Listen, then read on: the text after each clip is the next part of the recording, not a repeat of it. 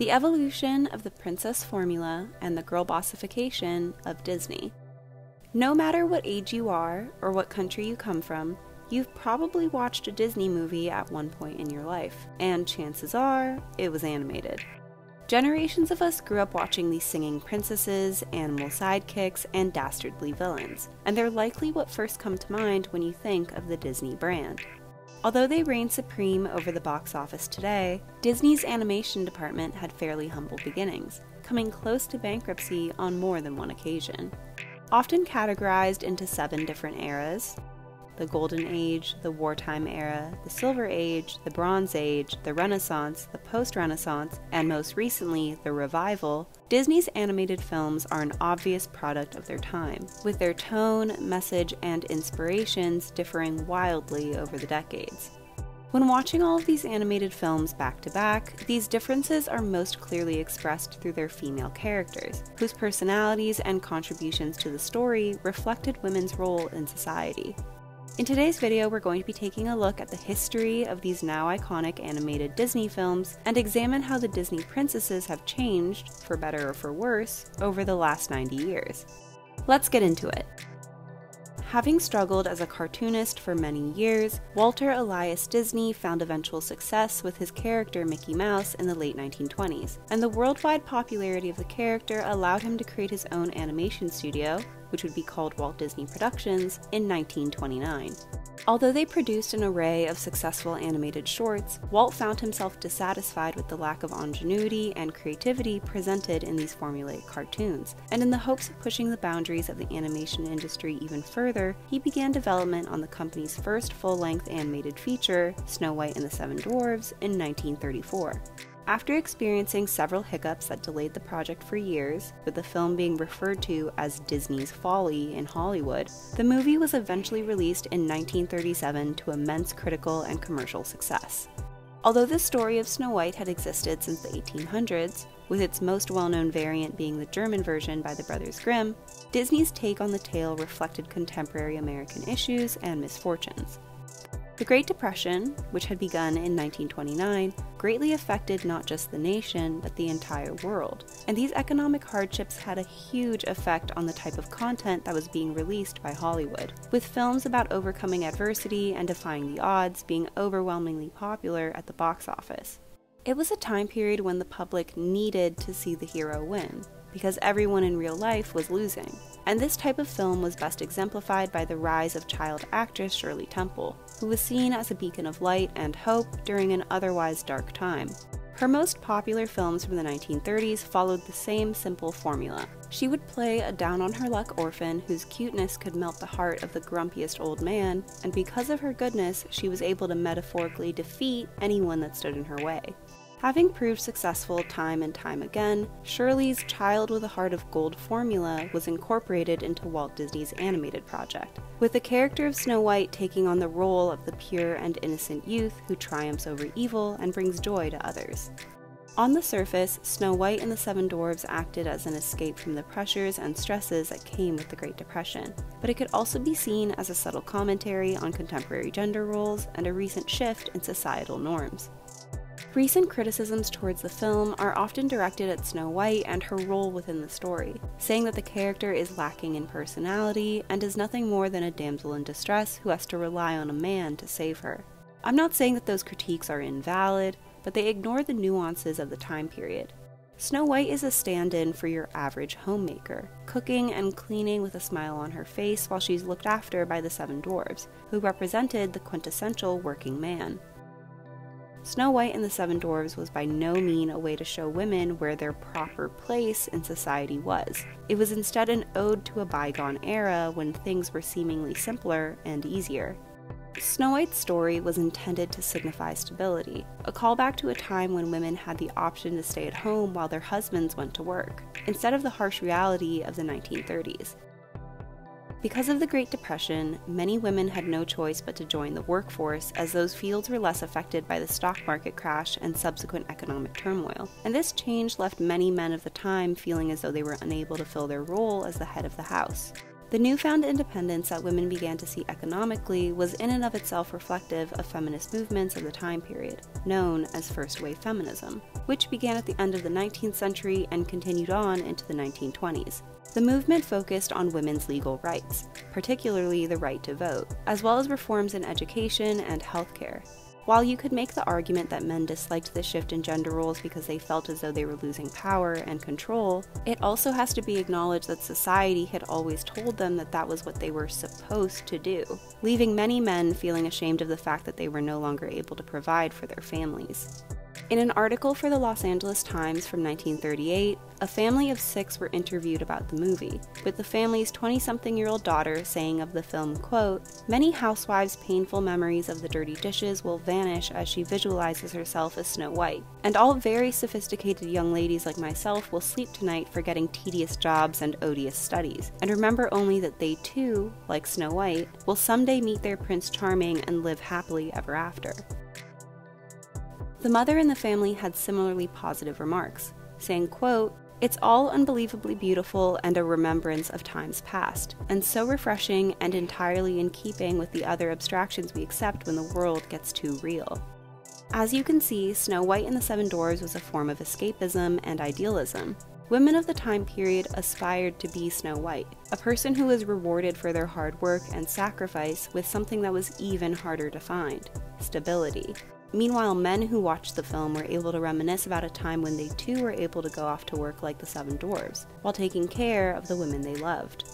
This nuance is often lost on more modern viewers, as exemplified by a review of the film by Janet Maslin for the New York Times in 1987. Quote, "Aside from her great daintiness and her credentials as a fervent housekeeper, Snow White has no distinct personality. She exists only to be victimized by her wicked stepmother, a far more interesting character. Snow White allows herself to be swept up by the handsome prince, deposited on horseback and led away to the prince's castle, where there is undoubtedly more cleaning to be done.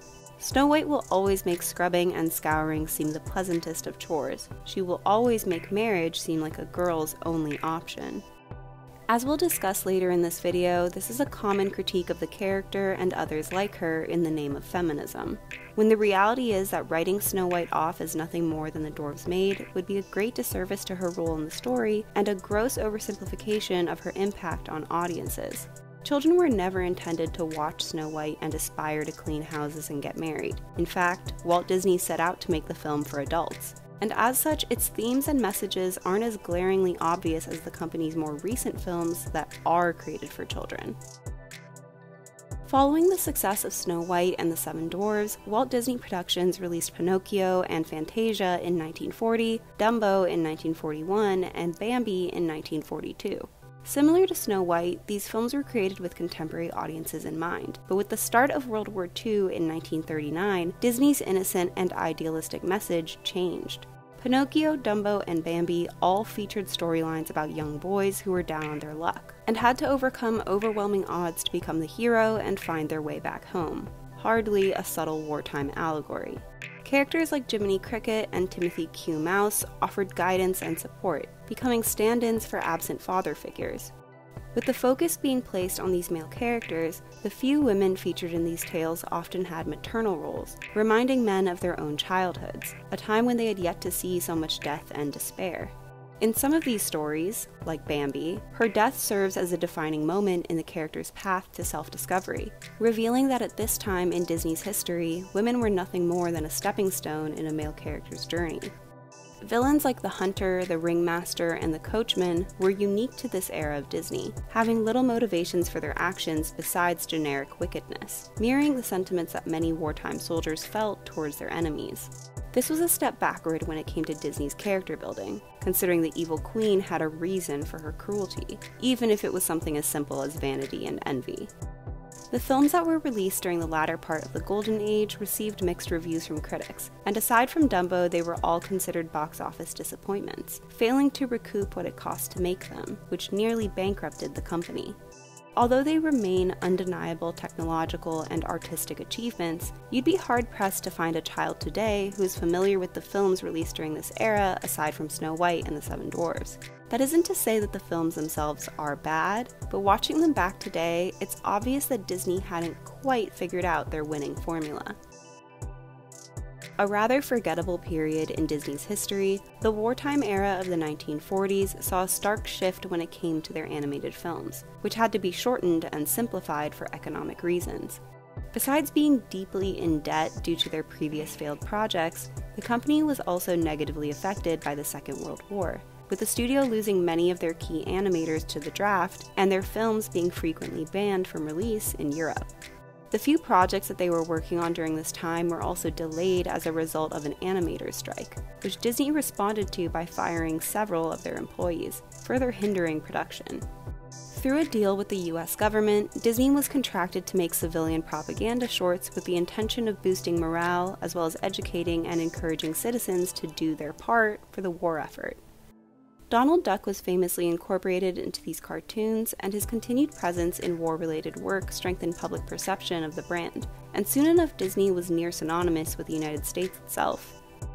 As part of this government contract, the company was also tasked with creating a series of films that would strengthen ties between the US and South America, resulting in the creation of Saludos Amigos in 1943 and The Three Caballeros in 1945, both of which featured self-contained stories in an anthology format similar to that of 1940s Fantasia. Disney continued producing these cheaper anthological films throughout the decade, releasing Make Mine Music in 1946, Fun and Fancy Free in 1947, Melody Time in 1948, and The Adventures of Ichabod and Mr. Toad in 1949. All of these films received mixed reviews from critics and audiences alike, with a newfound criticism being placed on the studio's emphasis on female sexuality. Unlike their previous films, which featured motherly types and innocent youths, the female characters in these anthology films, whether they were animated or not, were hypersexualized in both appearance and demeanor. In a review for The New Yorker in 1945, Walcott Gibbs wrote, quote, "A somewhat physical romance between a 2-foot duck and a full-sized woman is one of those things that might disconcert less squeamish authorities in the Hays office. It might even be said that a sequence involving the duck, the young lady, and a long alley of animated cactus plants would probably be considered suggestive in a less innocent medium." This provocative shift was in and of itself a reflection of how women were depicted in media during this time period, with tropes like the femme fatale and dumb blonde becoming increasingly popular. Following in the footsteps of the latter half of the Golden Age, these wartime films explored male heroism and lessons in boyhood, and as a result we saw female characters grow less and less important to the storyline, often reduced to nothing more than romantic conquests. Although it predated the war by several decades, pinup modeling was used as a way of raising soldiers' morale during wartime, and this sexually charged imagery was present in all sorts of advertising, from war bonds to movie posters, and unsurprisingly it wound up finding its way into the Disney universe. Intended to remind men what they were fighting for, the female characters introduced during this time period were now busty babes who did nothing besides bat their eyelashes. If modern-day critics are upset about how Snow White was depicted in her film, they should watch The Adventures of Ichabod and Mr. Toad, because Katrina Van Tassel is treated as nothing more than eye candy, all the while never uttering a single word. Besides being of notably worse quality than Disney's other work, these shorts and films have aged incredibly poorly, and it's no surprise that as the years have passed, the company has distanced themselves from these projects. With the money made from the cheaply produced films of the prior decade, Disney was finally able to revert back to narrative-style storytelling, giving them the opportunity to perfect the tried-and-true fairy tale formula that they continue to be known for. The project that first marked this return to form was Cinderella in 1950, which featured Disney's first princess since Snow White and the Seven Dwarfs back in 1937. Similar to how the Great Depression influenced audiences' perception of Snow White, World War II affected those watching Cinderella. Based on the French tale by Charles Perrault from 1697, the film featured a rags-to-riches storyline that spoke to a post-war audience who had spent years rooting for the underdog and praying for their own happily ever after. Cinderella begins the film as the well-to-do daughter of a lord, but is forced to work as a scullery maid for her wicked stepfamily after her father's untimely death.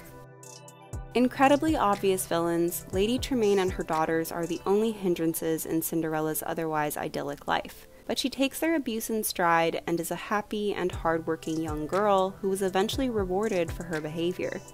Cinderella's hardships, material or otherwise, were something many men and women of the time period could relate to, as they themselves had spent the last few years making similar sacrifices, and the film was effectively a reflection of their own situation.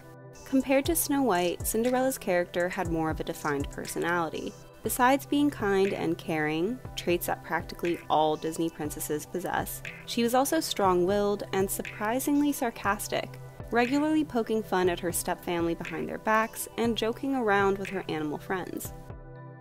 Although she initially lets her stepfamily mistreat her, unable to stand up for herself even when they tear her clothes apart, she's eventually able to secure her own happy ending. In Snow White's time, people were still looking to the past for hope, but in a post-war America, they had already gotten accustomed to solving their problems on their own. And this change in mindset was exemplified by Cinderella taking her future into her own hands. However, some contemporary critics found issue with the character's obedience, with Muriel Lawrence writing for the Cumberland Evening Times in 1950, quote, "Just look at this girl Cinderella. Is she entitled to the name of heroine? Why?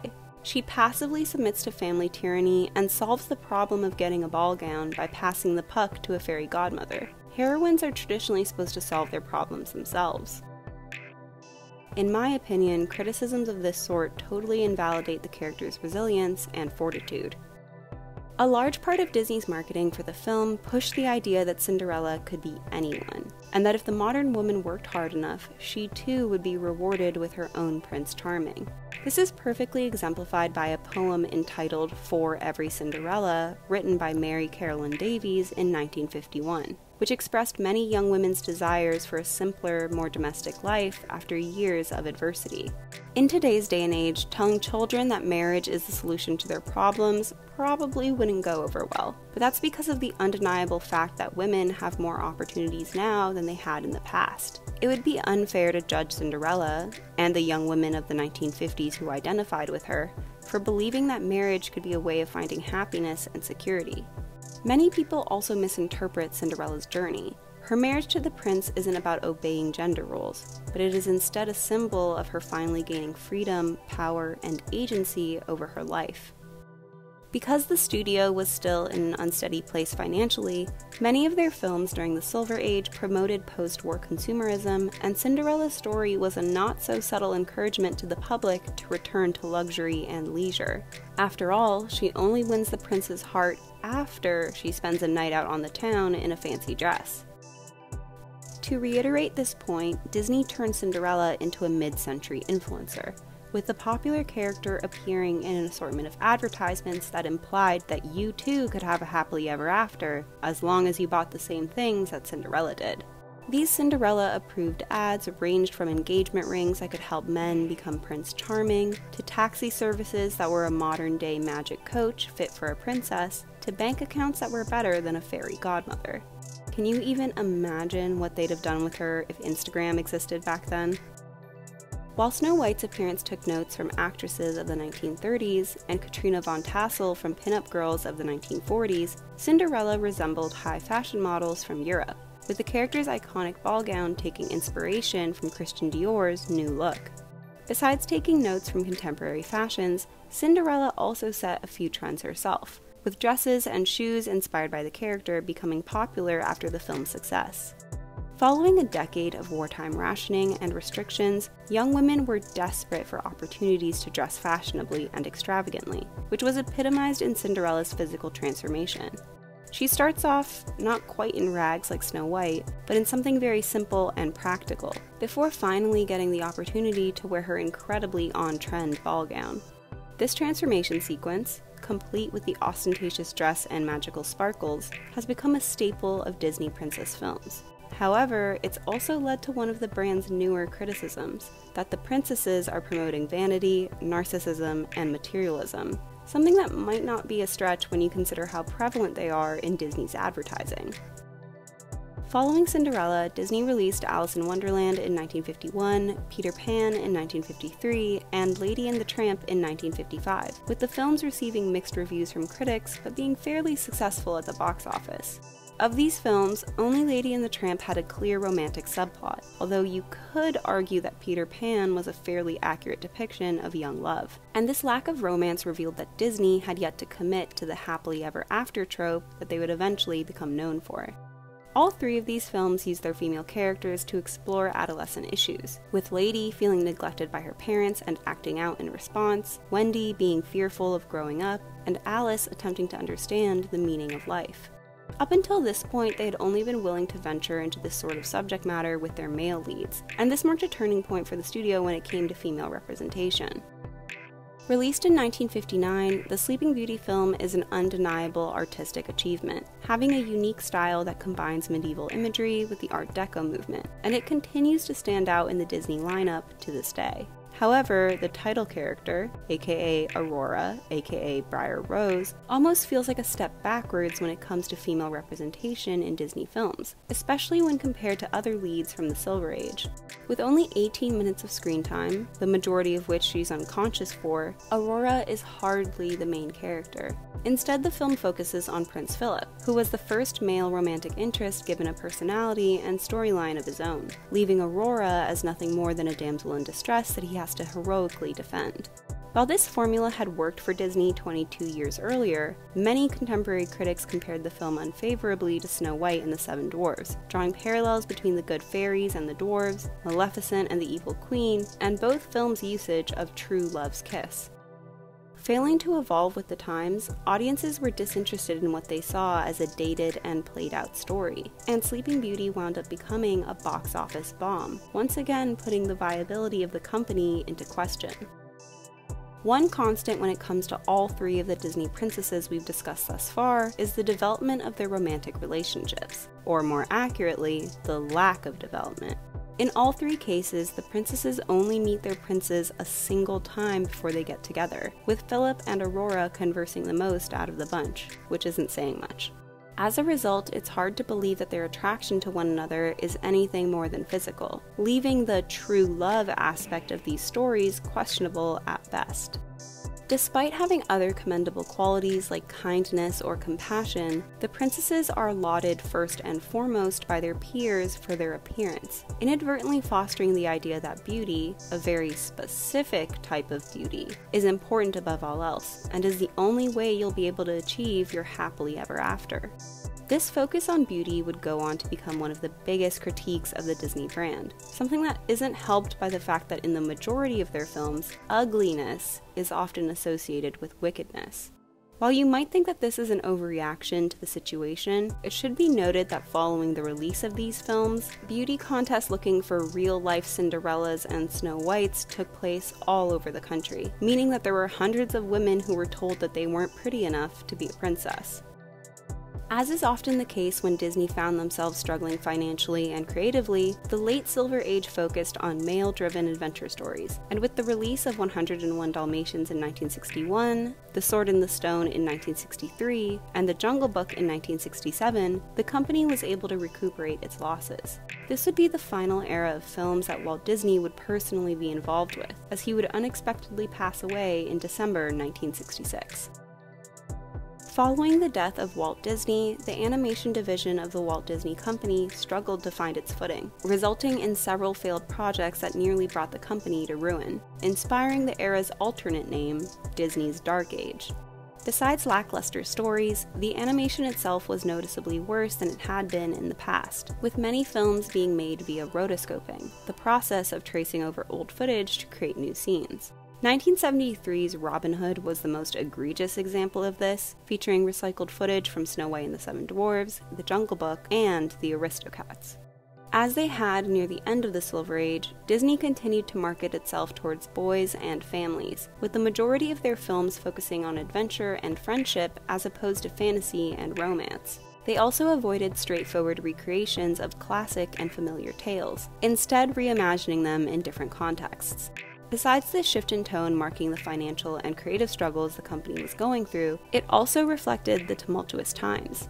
At this point, the United States had been involved in Vietnam for several years, and much like they had during the wartime era of the 1940s, Disney wanted to cater to the situation, releasing films like Robin Hood, The Rescuers, The Fox and the Hound, Oliver and Company, and The Black Cauldron, which all had darker subject matter than their prior films, as well as political themes and social commentary.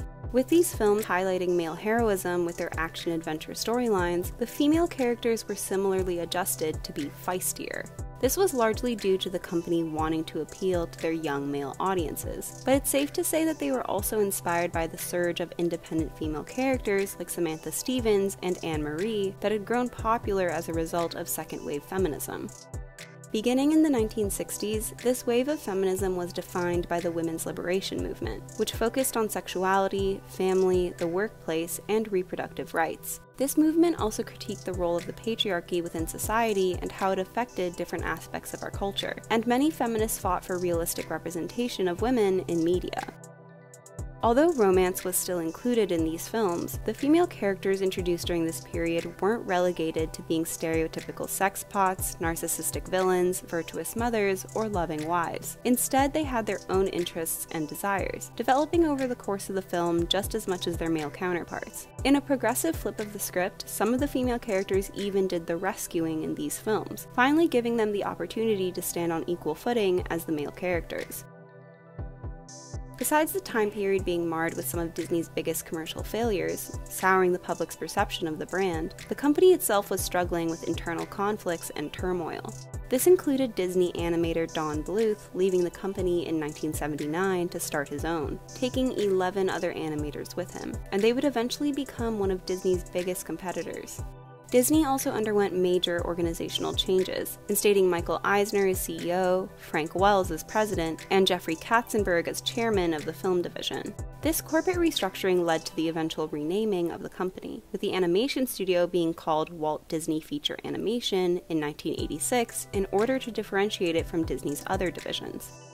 With the animation studio constantly in jeopardy, Michael Eisner considered shutting down the division in order to prioritize the company's live-action, TV, and theme park ventures. But he was convinced by Roy E. Disney, Walt's nephew, to give him one more chance to breathe some life back into the department.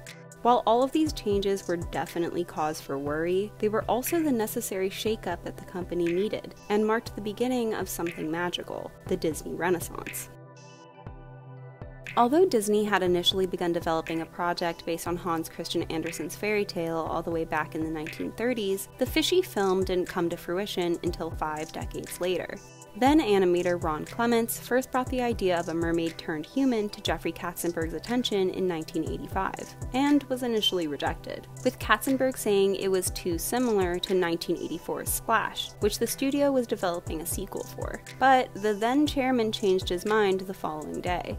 By 1986, The Little Mermaid had officially entered production, becoming one of the most expensive Disney projects in history, as well as one of its most successful, surprising many of the company's higher-ups who predicted the film would make less money as a girls' film. Released in 1989, the movie followed a 16-year-old mermaid named Ariel, the adventurous and rebellious daughter of the King of the Sea, Triton.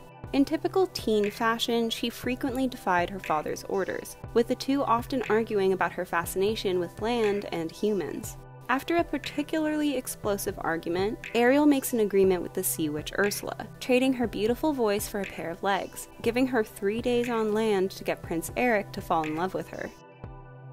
Although romance undoubtedly makes up a large part of the plot, the film also covers adolescence and family dynamics. Often called Disney's Return to Greatness, this was the company's first official princess movie since Sleeping Beauty all the way back in 1959. And with 3 decades between them, the two women couldn't be more different.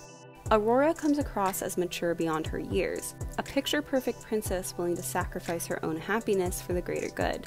Meanwhile, Ariel is a painfully accurate depiction of adolescence, complete with stubbornness, naivete, curiosity, and selfishness, making her one of the more three-dimensional characters Disney had put to screen.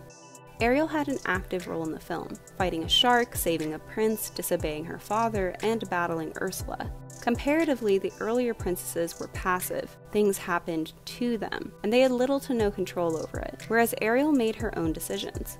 Sure, trading her voice for legs probably wasn't a great choice in hindsight, but mistakes are a part of growing up, and that's what her story is about at the end of the day. According to Disney, more than half of the film's audience were made up of adults and teenagers, proving that the film's subject matter and themes inherently appealed to older audiences. It also reflected the company's ethos at the time, with Jeffrey Katzenberg once saying, quote, "They're great stories and they're made for the kid inside every one of us, as opposed to made for children. There's a real distinction there." This is an important differentiation as it mirrored the intention Walt Disney had when he made Snow White and the Seven Dwarfs all those years ago.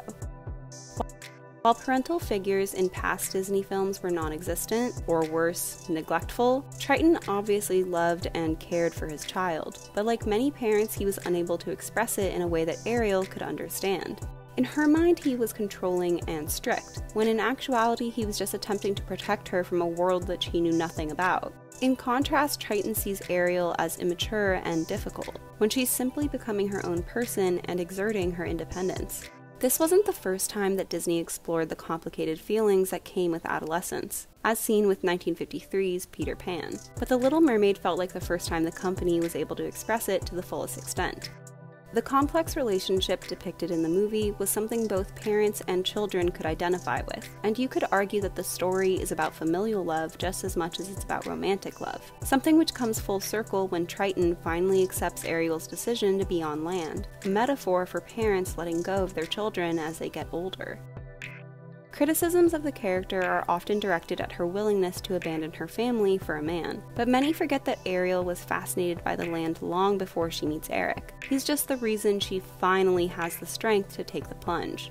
Despite being voiceless, it's clear that she and Eric genuinely had things in common with one another and enjoyed each other's company. And had Ursula not interfered, I don't doubt that he would have eventually fallen in love with Ariel of his own accord.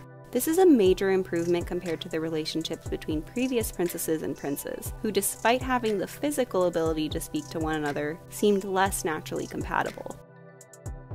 Following the success of The Little Mermaid, faith in Disney's animation department was restored, and other projects were quickly put into production.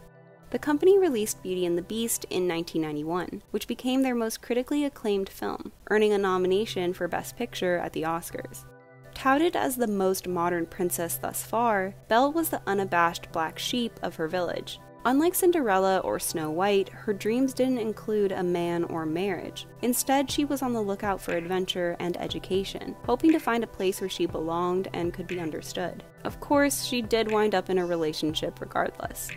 Although she was recognized for her beauty, she was appreciated for her intelligence, a trait that Disney had yet to bestow upon one of its female characters.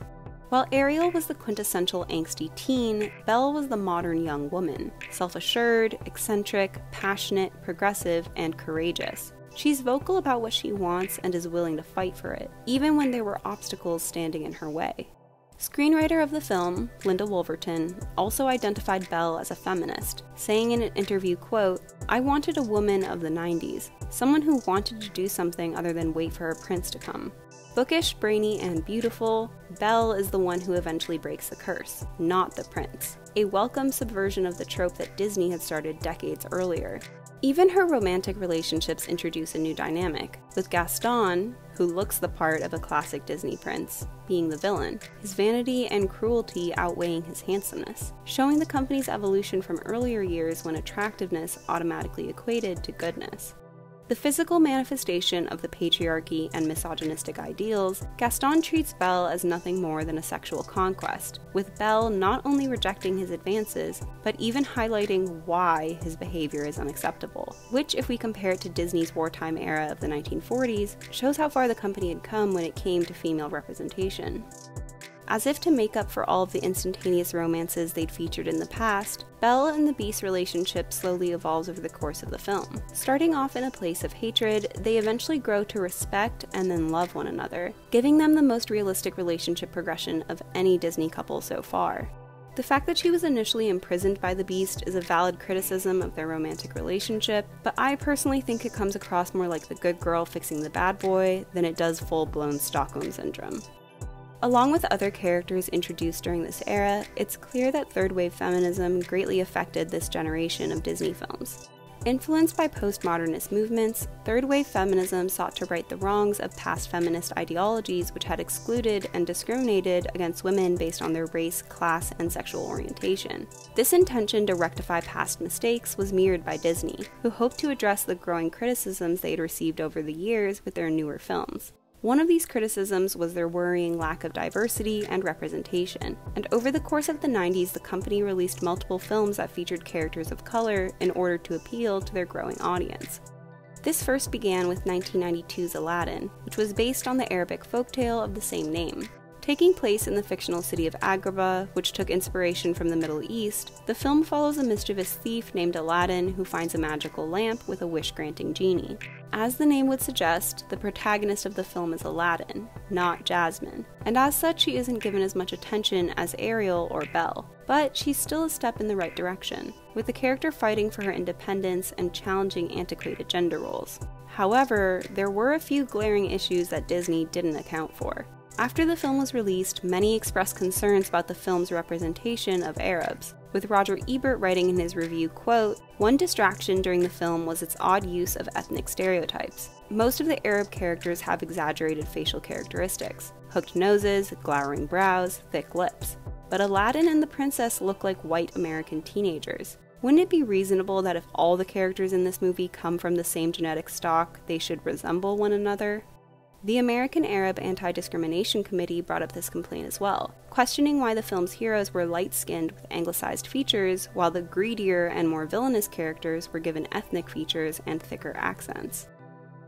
In an article written by Evelyn Peterson in 1993, she compiled several hundred letters from parents and summarized their biggest concerns with the company. Quote, "Disney films should reflect ethnic diversity and not equate bad or evil with physical traits such as skin color, obesity, and unattractiveness. Disney should take the lead against stereotyping and dare the industry to use average-looking, less physically perfect heroes and heroines." This criticism isn't completely unfounded, as Disney had a decades-old habit of giving their villains larger body types, curly hair, and hooked noses, thereby equating those facial features to ugliness and wickedness, a message that is as incorrect as it is insulting. It's also to be noted that compared to the other princesses released up until that point, Jasmine was extremely hypersexualized. If we're being technical, she's more covered up than Ariel was in her mermaid form, whose outfit also received criticism when she was first introduced. But to say that there isn't a sexual element to Jasmine's character would be naive. After all, she's the only princess who has to kiss the villain in order to help her prince. And with her red outfit and chains, I can't help but draw comparisons to Princess Leia's provocative Jabba the Hutt moment. In Western media, Middle Eastern women are often objectified and othered, and as such, Jasmine being the first princess who is depicted in this manner is undoubtedly concerning, especially when it isn't of her own free will. Following this backlash, you'd think that Disney would have gotten the message, but it was actually just the start of a disturbing trend in their films throughout the decade, with several other female characters being given more of a sexual and adult appearance. 1995's Pocahontas received mixed reviews for this very reason. Besides being a gross misrepresentation of her life and her relationship with John Smith, the film also objectifies and sexualizes Pocahontas, something that mirrors the horrendous treatment Indigenous women have endured over the years. Considering Disney had already come under fire for their problematic depiction of Indigenous people in 1953's Peter Pan, it's appalling that they were still attempting to profit off of that culture without making attempts to do more research. When reading reviews following the film's release, whether they're positive or negative, almost every single one talks about Pocahontas' appearance in a lascivious manner. I even stumbled upon some reviews that talked about her breasts. While yes, it's Disney's fault to an extent, after all, they drew her, I also think that the public's reaction was a touch excessive, and honestly, pretty inappropriate. In defense of the character's appearance, Linda Wolverton said, quote, "I don't think that there's anything wrong with being beautiful. If she's bright and busty, then that's breaking the stereotype. What's wrong with that? Considering people still have trouble believing that beautiful women can be smart, maybe she was onto something." While the plot of the film itself is questionable, fabricating a romance between Pocahontas and a man who intends to colonize her people, there's no denying that the character herself is remarkable. Unlike the other princesses who come across as indoorsy types, she has a physicality to her, jumping off of waterfalls, climbing trees, and rowing down raging rapids. She is in no way, shape, or form a damsel in distress. Although she and Ariel share many similarities like their headstrong and curious natures, Pocahontas' wit, patience, and resolve help her appear more mature, and as a result her actions feel justified, instead of being the rash decisions of a disobedient teenager. Besides the increased complaints of stereotyping and sexualization over the years, the company was also criticized for promoting unhealthy, unnatural, and unrealistic body types. Brad Lutweiler wrote in 1993, quote, "These movies contain characters whom studio producers claim are modern role models for young women. I find it disturbing that these role models are all drawn as rail-thin, perfect-skinned, long-haired, cover-of-a-magazine supermodels."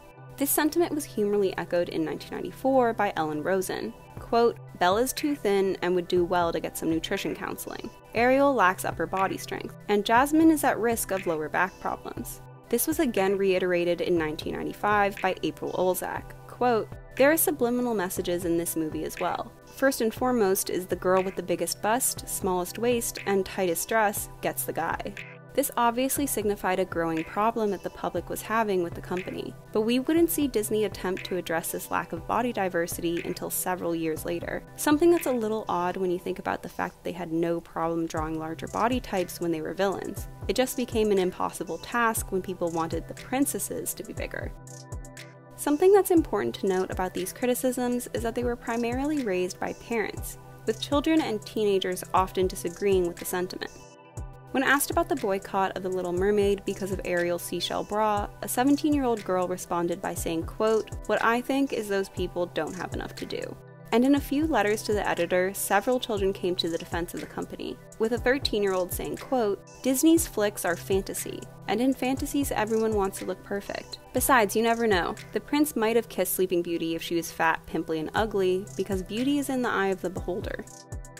Following criticisms that their female characters were too boy-crazy, Disney released their first film where her relationship status is left somewhat ambiguous.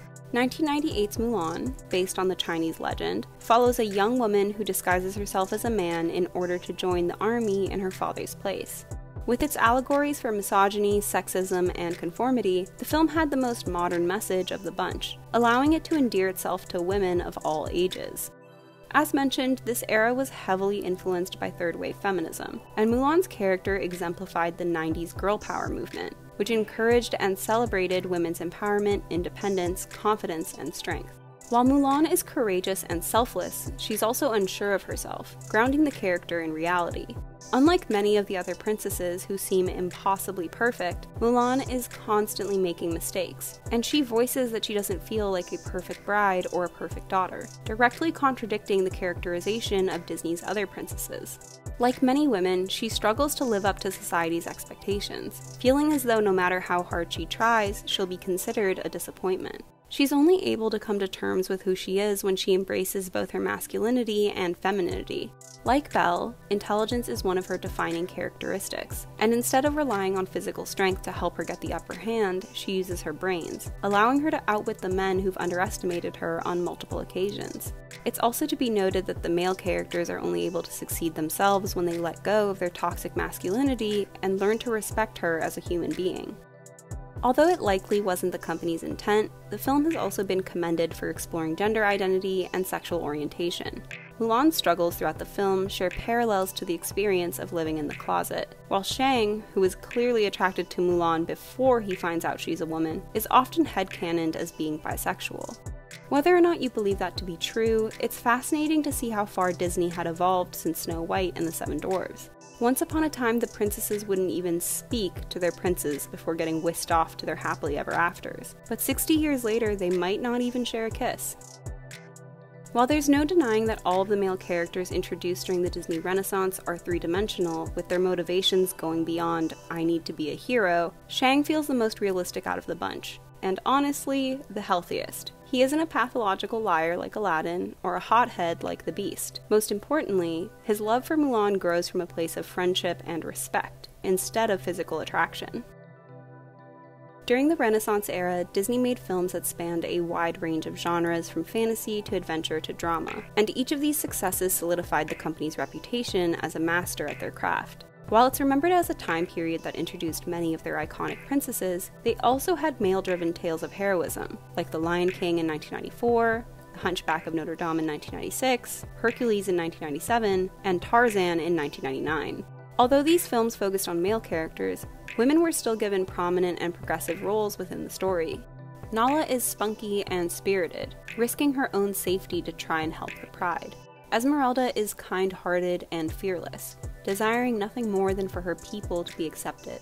Megara is tough and jaded on the outside, but only as a form of protection after years of abuse. Jane is eccentric and outspoken, having developed interests outside the norm for a woman of her background. Their romantic relationships aren't as cut and dry as they had been in the past, with Meg betraying Hercules, Esmeralda winding up with Phoebus instead of Quasimodo, and Nala berating Simba for his abandonment. However, Disney's habit of sexualization was also present, with Megara and Esmeralda not only being depicted as flirtatious, but receiving untoward advances from male characters as well.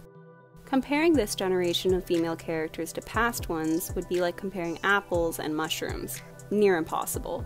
While Cinderella, Snow White, and Aurora were domestic, washing floors, making pies, and fetching berries, Ariel, Mulan, and Pocahontas ventured outside of the home, and were rebellious, relatable, and realistic, reflecting 90s youth culture and the girl power movement.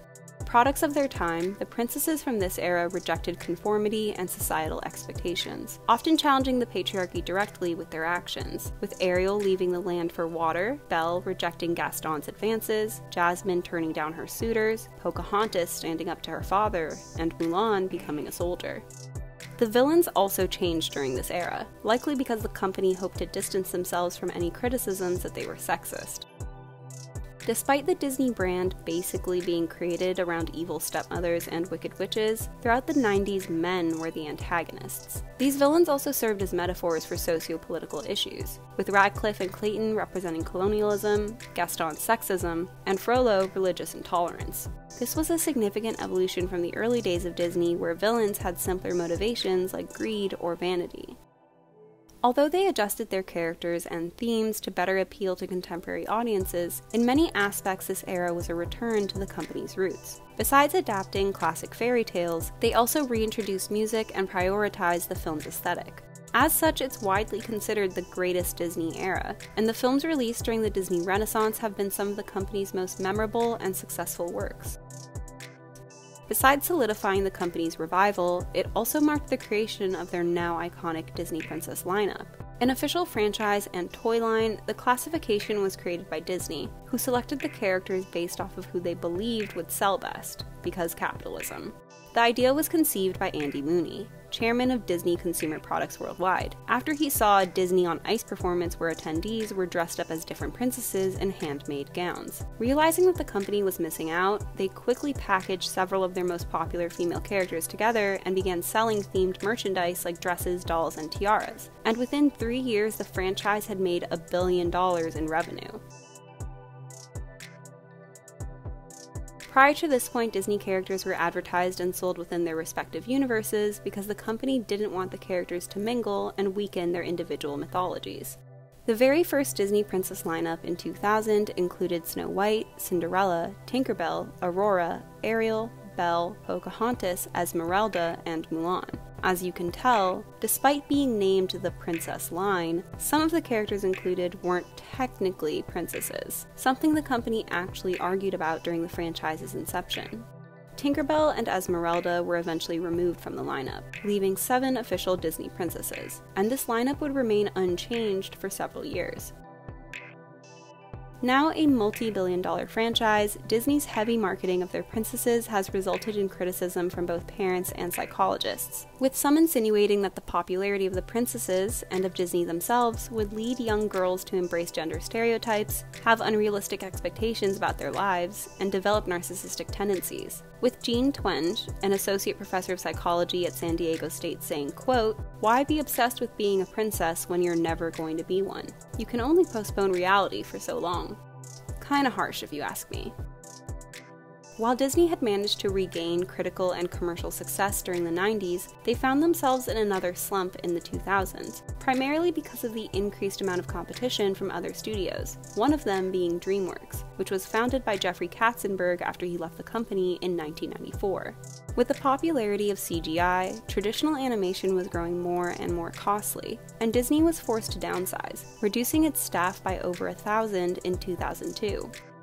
With projects like Fantasia 2000, The Tigger Movie, The Emperor's New Groove, and Atlantis: The Lost Empire performing below the studio's expectations, there was a growing sentiment within the company that hand-drawn animation was becoming outdated, and as a result computer animation was given priority, resulting in the eventual Disney buyout of Pixar in 2006.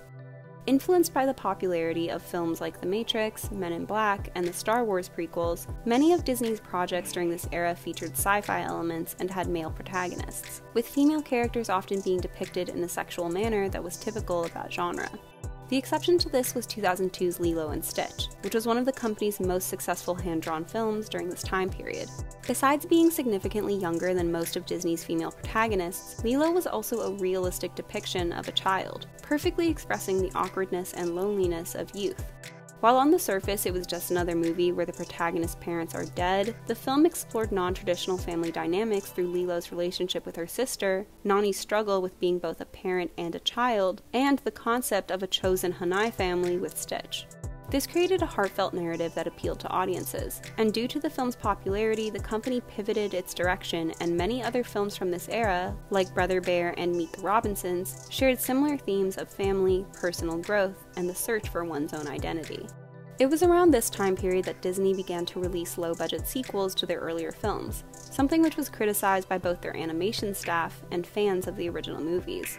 In these sequels, the characters were often portrayed in a more progressive manner, retconning anything that might have been seen as problematic, something we would see again when the company would begin to adapt their movies into live action in the 2010s, but we'll get to that later.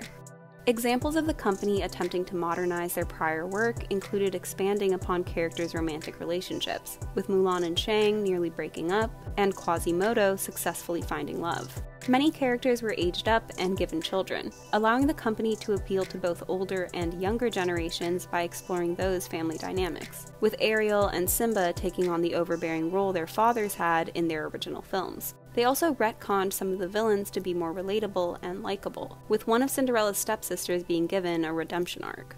This could be interpreted as a trial run, with the company determining how intense audience outrage would be if they made changes to their original films, and a decade later these sorts of updates would be all too common. With many of these sequels directly contradicting classic Disney tropes, the direction of their next princess film hardly came as a surprise, especially when you considered the popularity of the Shrek franchise, which had openly mocked Disney and its characters for years. Released in 2007, Enchanted was a combination of all things Disney, and featured live action, computer animation, and hand-drawn animation. Part homage and part parody, Enchanted heavily referenced Disney's previous films, and used the character of Giselle to poke fun at past Disney princesses, with the character eating a poisonous apple, befriending mice, and fighting a dragon. Starting off the film as a one-dimensional damsel in distress whose only interest is romance, Giselle was, quote, about 80% Snow White, with some traits borrowed from Cinderella and Princess Aurora from Sleeping Beauty, although her spunkiness comes from Ariel from The Little Mermaid. By incorporating familiar traits and tropes into the film, Enchanted highlighted how far the company had come since 1937, especially in regard to its female characters, with Giselle being the one who saves the prince. While many don't consider Giselle an official princess, Disney had originally planned to add her to the lineup, but decided against it when they realized they would have to pay lifelong rights to actress Amy Adams for her image. Giselle's introduction was a clear indication that the company was not only looking to expand their repertoire of princesses, but also modernize them to appeal to contemporary audiences. Although many of the films released during the post-Renaissance are retroactively considered masterpieces, the numerous box office disappointments greatly affected the company's confidence in the department, and the studio once again was at risk of being shut down. As it tends to do, history repeated itself and the company underwent another corporate upheaval, with Bob Iger taking over as CEO in 2005 and John Lasseter being named the Chief Creative Officer of both Pixar and Walt Disney Feature Animation in 2006, the latter of which was eventually renamed to Walt Disney Animation Studios. Just as it had in the 90s, these changes allowed for new voices and ideas to come to fruition, and Disney was on the verge of their greatest comeback yet. Disney's most recent era, the Revival, is considered to have begun with the release of The Princess and the Frog in December 2009, which marked the company's return to traditional animation and its tried-and-true fairy tale formula. Taking place in New Orleans in 1926, the film follows a young woman named Tiana who is turned into a frog and has to find a way to become human again. The company's first film featuring a black princess, coincidentally lining up with the country's first black president, Tiana's story is heavily influenced by her ethnic background, something which received both positive and negative reactions from viewers. On the positive side of things, the character was applauded for her ambition, principles, maturity, and hardworking nature, traits that were appreciated by an audience who had recently seen the devastation of a hurricane and were struggling through economic hardships. While many of the earlier Disney princesses resigned themselves to a life of domesticity following their marriages, Tiana achieves her happily ever after by running her own business, making her a recession-era success story. Unlike the other princesses who never had to work for a living and wound up marrying into well-to-do families, Tiana is a self-made woman who owes her success to no one but herself.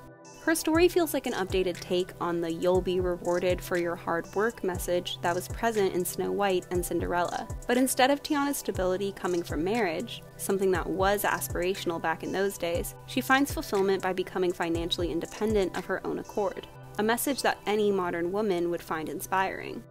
All three of these princesses were introduced during periods of economic hardship, and as such they share similarities like their perseverance in the face of hardship and adversity. But it's in their differences that you're able to see how much things have changed for women in society over the last 70 years. Heavily marketed as Disney's first black protagonist, some criticisms were directed at the amount of time the character spends as a frog, with some saying that this was proof that Disney's attempts at diversity were disingenuous. The trope of transforming someone into an animal is one that Disney uses often, and in many instances like Kuzco in 2000's Emperor's New Groove, Kenai in 2003's Brother Bear, or Joe in 2020's Soul, this is used for characters of color. There are of course exceptions, but it is something that Disney has done on enough occasions that you might not call it a coincidence. In the case of Tiana, even in her human state, she still has more screen time than Aurora did in 1959's Sleeping Beauty, and even in her frog state, her personality still shines through. The Princess and the Frog was also criticized for misrepresenting the time period, with the racial dynamics of the American South being sugar-coated in the film. I personally think that if no one bats an eye at a flying elephant or a talking mouse, then it shouldn't be necessary for Tiana and the children who identify with her to endure violent racism. These films are a work of fiction and fantasy, and I didn't see anyone complain about the fact that Belle didn't get beheaded or that Aurora didn't die of the Black Death. Other complaints about the film was that it played into African American stereotypes in its attempt to highlight the culture. This included the emphasis on foods like beignets and gumbo, the character's obsession with jazz, and the film's negative depiction of voodoo. You may recall that similar criticisms were also made when Disney released Aladdin in 1992, revealing that the company still hadn't learned how to represent cultures it wasn't familiar with. Ahead of its time, Tiana's storyline could be seen as an early example of Disney girl-bossification, something that would plague the company's characterization of women throughout the 2010s. Popularized in 2014, the term was coined by Nasty Gal founder Sophia Amoruso, and was used to describe an ambitious woman who was unapologetically herself and refused to settle for anything less than what she deserved. Coinciding with fourth wave feminism, which sought for gender equality and empowerment by focusing on gender norms and marginalization in society, #girlboss was an entire movement during the 2010s, but its popularity eventually dwindled as time passed, to the point that it's now used as an ironic criticism of shallow capitalistic feminism. While Tiana's story is by no means superficial, with the character dealing with both gender and racial inequality, the concept of a goals-focused young woman who doesn't need a man to succeed is something that made frequent appearances in films from the Disney Revival. This girl boss sentiment was similarly evoked in Disney's live-action Alice in Wonderland in 2010. Like the original film, it addresses the complexities of growing up and the meaning of life, but adds an element of gender inequality. Struggling with society's expectations of her as a woman, Alice finds herself back in Underland, which is significantly darker than the Wonderland she remembered visiting as a child. A coming-of-age adventure story, Alice is told by the residents of Underland that she is a fearless hero who is destined to save them from the Jabberwocky, something she initially is in disbelief of. It's only once she rids herself of these doubts and takes control of the narrative herself that she's able to vanquish the monster and return to the real world, finally having the confidence and courage to speak her mind. While it's obvious that the character's story is meant to be empowering, it inadvertently comes across as condescending and patronizing, largely because the character's strength is displayed in a way that is stereotypically masculine, with Alice rejecting her femininity and relying on physical strength to win, dressing up as a literal knight in shining armor to differentiate herself from the damsel in distress. While there's no denying that this archetype should be left in the past, the idea that a woman can only be empowered if she acts like a man is a slap in the face to characters like Mulan, whose entire story arc was about embracing her femininity. This is all the more insulting when you realize other female characters in the film are framed in a negative light, with traits like ditziness and vanity being their defining characteristics. This happened to be a common theme in media throughout the 2010s, with traditional femininity being demonized and belittled, resulting in the popularity of the not like other girls trope, which was a rejection of stereotypically feminine attributes as a result of internalized misogyny. It's also to be noted that Tiana's friend Lottie, who is by no means a villain, is depicted as spoiled and shallow, not only giving Disney the opportunity to admonish the behavior that they had been criticized by parents for promoting, but also allowing them to incorporate modern feminist sentiments that condemned privilege and domesticity. Disney's next animated venture was 2010's Tangled, which was a loose adaptation of the German fairy tale of Rapunzel. Beginning the film as a docile and lonely young woman, Rapunzel is desperate for her independence and freedom, setting out on an adventure in the hopes of finding herself.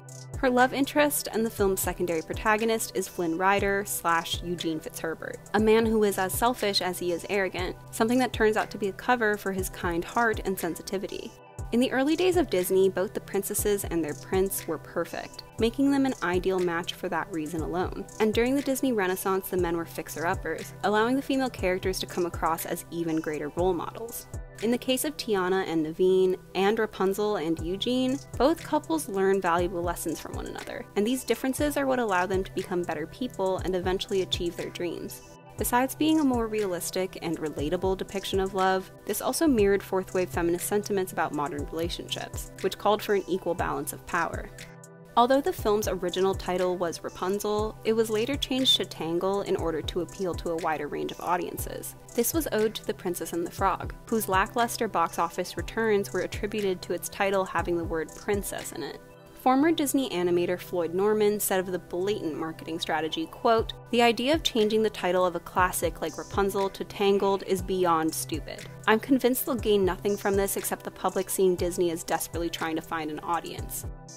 Writing for the San Francisco Chronicle, Margot McGowan accused the company of sexism, stating, quote, "Can you imagine if Disney switched a movie title so it wouldn't risk highlighting a male star? It's awful that this kind of radical gender discrimination exists for our smallest people. Little kids who come into this world with huge imaginations and aspirations. Big dreams that get squashed by a bunch of billionaire guys who run massive entertainment franchises."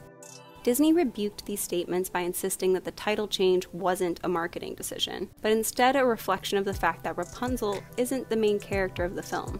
So I guess Sleeping Beauty should have been titled Prince Philip. While it's true that Eugene and Rapunzel share near equal amounts of screen time and they both undergo a hero's journey, the idea that a film can't be successful if it has a feminine title feels regressive. Disney continued with this genderless branding with 2012's Brave and 2013's Frozen, both of which featured women as their protagonists. These films included themes of independence, acceptance, and family, with Brave following the relationship between a mother and a daughter, while Frozen detailed the love between siblings. While earlier films like The Little Mermaid also dove into complicated family dynamics, Brave and Frozen prioritized it, and both films relied on the audience's familiarity with the Disney brand in order to subvert expectations. Merida rejects all of her suitors out of the desire to remain independent, making the film unique as it was the first of Disney's films where the female character was the sole protagonist, no male sidekick or eventual love interest needed. Although she shared certain traits with other princesses, her story highlighted the effect feminism had on female-driven storylines during the 2010s, with the character remaining happily single at the end of her film. Having been criticized for encouraging gender roles over the years, this film, along with others from the era, sought to redefine what a Disney princess was by allowing her to embrace what made her unique. Frozen was an interesting addition to the Disney catalog as it marked the first time a love interest wound up being the villain, one of the best plot twists in Disney history. This was not only a clever way of referencing Disney's previous films that had characters fall in love at first sight, but it was also realistic, showing that the villain isn't always who you think it is and that you don't know what someone's true intentions are, a lesson many of us unfortunately learn the hard way. The film's Sisters Before Misters message, while on the nose, was a reflection of the feminist mantra that women are more powerful in numbers, something which had yet to be explored by the Disney brand as they often relied on male-female pairings. You'll also notice that despite these characters being attractive, their storylines no longer revolved around their beauty the way Snow White, Aurora, and Belle's did, mirroring the modern sentiment that what was truly important was what was on the inside. The most recent addition to Disney's princess lineup was 2016's Moana, which ventured into familiar territory by exploring themes of identity and self-discovery. Accomplished, capable, and self-reliant, Moana is yet another princess who isn't given a romantic interest. Instead, she's accompanied on her journey by Maui, an arrogant demigod who grows to respect Moana's bravery, inspiring him to sacrifice himself for the greater good. Moana, like Merida, Pocahontas, and Mulan, had a physicality to her, making the character's strength as literal as it is metaphorical, a common theme throughout the revival era. Besides beautifully showcasing Polynesian culture, a first for the company, Moana was also a step in the right direction when it came to body positivity, with the character having a more athletic build than the other princesses. While this is an undeniable improvement, it's to be noted that Disney has only given characters of color like Lilo, Nani, and Luisa these diverse body types. When it comes to their white protagonists, the ones who've been around from the very beginning, they continue to remain conventionally attractive. You'll also notice that during this time period, the sexualization that was so prevalent during the 90s and 2000s had essentially become non-existent, something owed to modern movements that protested against the objectification of women. Although it isn't a princess film, 2016's Zootopia is perhaps the most obvious example of Disney's capitalization of the feminist movement, with Judy Hopps girl-bossing her way into our hearts. The only rabbit police officer, she endures the discrimination that every woman working in a male-dominated field has experienced. She works twice as hard as everyone else, but her efforts go unappreciated. She deals with harassment from both her coworkers and the public, and she is constantly told that she lacks the physical and emotional strength to do her job properly. Being told to go back to the carrot farm, a phrase that is all too similar to get back in the kitchen, the character's struggles and eventual success were intended to highlight the very real societal issues of bias, prejudice, and discrimination, with Disney emphasizing the message that you can be anything that you want to be. With children from the 90s reaching adulthood, Disney saw a boom in interest due to nostalgia, which combined with the virality of social media led to a huge spike in Disney-related content. On YouTube, you could watch parodies of your favorite characters. On Instagram, you'd see Disney-themed swimsuits and lingerie. On Tumblr, you'd see fan theory after fan theory. And on BuzzFeed, you could find out which Disney princess you were based on your Starbucks order. During the 2010s, media companies capitalized off of growing political discourse, and many sites began to create clickbait content under the guise of feminism. While some of the criticisms directed at Disney had been raised before, like the company's lack of racial diversity or body inclusivity, there were also more outlandish critiques that were intended to cause outrage, like the company's supposed promotion of sexual assault, pedophilia, and bestiality. This lack of media literacy and superficial criticism ran rampant and coincided with white feminism, a term used to describe feminists of the modern era who failed to address forms of oppression that didn't directly affect them. This type of reactionary content was incredibly popular, and although their validity was questioned, it was enough to affect the direction of Disney's films. Following the success of 2010's Alice in Wonderland, Disney began to release more live-action remakes of their original films, especially those that featured their princesses, who had since become pop culture icons. First came Maleficent, which was released in 2014. As the name implies, Aurora isn't the protagonist of this film. Instead, it follows the powerful fairy who cursed her. Living in a magical forest realm, Maleficent falls in love with a human boy who betrays her on his quest for power. Seeking revenge, she curses his newborn daughter, who she grows to care for as the years pass. When Aurora eventually falls victim to the unstoppable curse, Maleficent is distraught, but her love for the girl is able to awaken her, and the two live happily ever after together. A prominent element of fourth wave feminism was its stance against sexual violence and rape culture, as seen with the rise of the Me Too movement. And Maleficent's story alludes to this issue, with the character's betrayal being an allegory for sexual assault. While the animated Maleficent's reaction to not being invited to a party comes off as petty, this version is someone that audiences can empathize with, compelling them to understand the reasoning behind her actions. From its inception, Disney had always made it clear who was the hero and who was the villain, and Maleficent marked the first instance where they allowed a character to be morally gray, and she was torn between vengeance and forgiveness. This wouldn't be the only time Disney would attempt to reform its villains, with Cruella de Vil, who previously stopped at nothing until she got her hands on a spotted puppy coat, getting the girl boss treatment in 2021. Disney released Cinderella in 2015, Beauty and the Beast in 2017, Aladdin in 2019, and Mulan in 2020. These films were on-the-nose remakes of their source material, with the biggest differences being the characterization of the female characters. Of the bunch, Cinderella is probably the most realized, with its changes actually contributing to the story. Ella is more assertive in this film, with her resilience and compassion being depicted as a strength instead of a weakness, and unlike her animated counterpart, she's able to defy Lady Tremaine directly.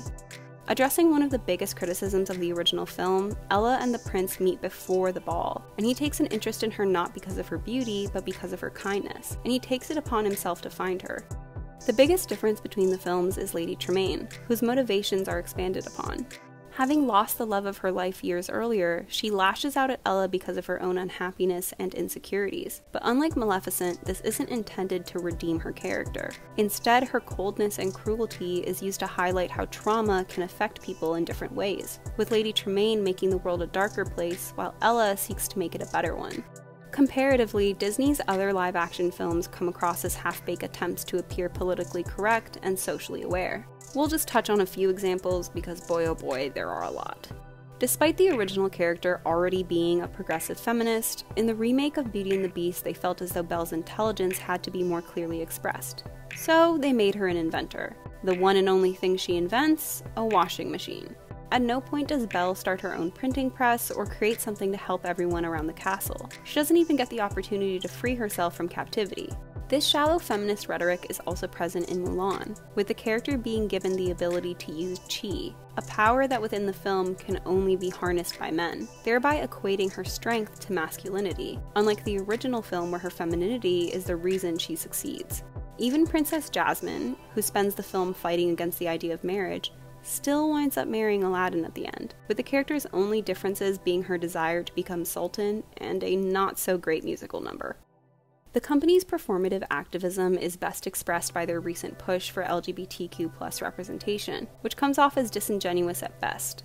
While many of their characters have been queer-coded over the years, with Ursula taking inspiration from drag queen Divine, Disney didn't start openly addressing their characters as such until the 2010s. Over the years, the company has announced their first queer character on multiple occasions, a mistake that they likely make due to the fact that the sexuality of these supposedly queer characters is only implied, often reduced to a throwaway line that could be easily edited out of any country that didn't approve of the relationship. Disney's refusal to commit to LGBTQ+ representation is made most obvious in 2020's Mulan and 2021's Raya and the Last Dragon. In the live-action Mulan, Li Shang is removed from the story, who, as we mentioned, is considered a bisexual icon, and Mulan is instead given a different love interest. This decision was explained by one of the film's producers as being a product of the Me Too movement. Quote, "Having a commanding officer that is also the sexual love interest was very uncomfortable, and we didn't think it was appropriate. This reasoning feels like a classic case of a company weaponizing a political movement in order to create a scapegoat to excuse themselves from any wrongdoing." The characters of Raya and Namaari have undeniable chemistry, and actress Kelly Marie Tran, who voices the character of Raya, even stated that she interpreted the characters as having romantic feelings for one another. Despite this, the character's sexuality has never been acknowledged by Disney, raising the question if the company was queerbaiting their audience. Obviously, Disney is going to prioritize making money, but at this point in their monopoly over the film industry, would having a queer storyline in an animated film actually hurt their bottom line? When you consider the fact that they've been comfortable showing heterosexual love for years, whether it's between humans, dogs, or foxes, you have to wonder why they're so afraid of introducing real LGBTQ+ representation. Compared to where the company was just 30 years ago, we've seen a significant improvement when it comes to representation, with Moana, Raya and the Last Dragon, The Princess and the Frog, and Encanto celebrating groups of people who aren't often depicted in mainstream media. But that doesn't mean we shouldn't expect more. After all, if people hadn't complained decades ago, we might not even have the films we do today. Instead of trying to drag their films from the past into the present, resulting in forced messages that come off as pandering, I think Disney would be better off telling entirely new stories that are truly dedicated to diversity and inclusion. The era of girl boss feminism coming to an end, I have to wonder what direction the company is headed in next. While they've been prioritizing tales of adventure, I wouldn't mind a return to fairy tale fantasy, especially if it was traditionally animated. What would you like to see Disney make a movie about next? I hope you enjoyed this video. Don't forget to like and subscribe, and I'll see you soon. Bye!